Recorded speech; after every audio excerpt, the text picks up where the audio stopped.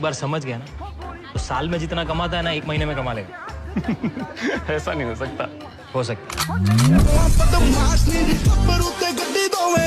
है।